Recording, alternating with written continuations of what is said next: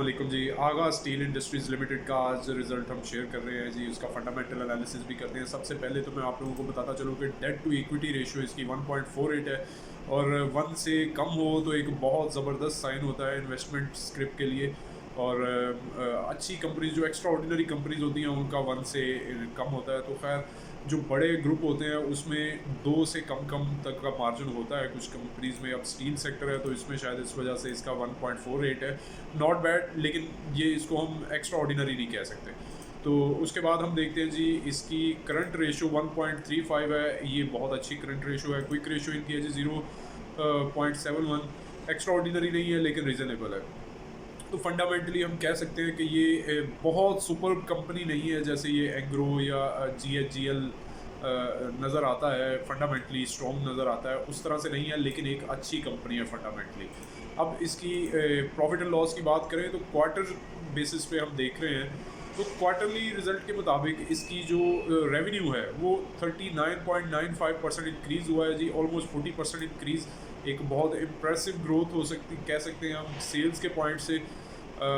लेकिन cost of sales इनकी 6% increase हुई है। ये एक बहुत ड्रॉबैक है, इनका सेटबैक है एक अच्छा खासा। एडमिनिस्ट्रेटिव एक्सपेंसेस इनके 1.18% इंक्रीज़ हुए हैं।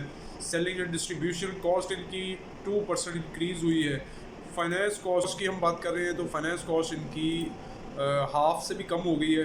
500 मिलियन के अराउंड बनती थी, अब 262 मिलियन के अराउंड रह गई है।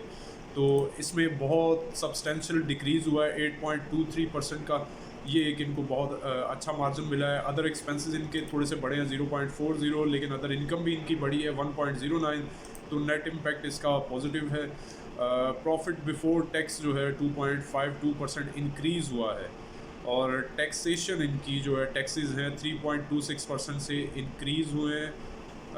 और इसके अलावा जो नेट अगर हम बात करें, प्रॉफिट आफ्टर टैक्स अगर बात करें हम तो उसमें थोड़ी सी कमी हुई है जी। 0.74% के हिसाब से कम हुआ है। तो 547 मिलियन का प्रॉफिट है। लास्ट ईयर सेम क्वार्टर में 419 मिलियन का प्रॉफिट था। और अर्निंग पर शेयर अगर बेसिक देखें तो सेम रही है 2019 की भी और 2020 की भी।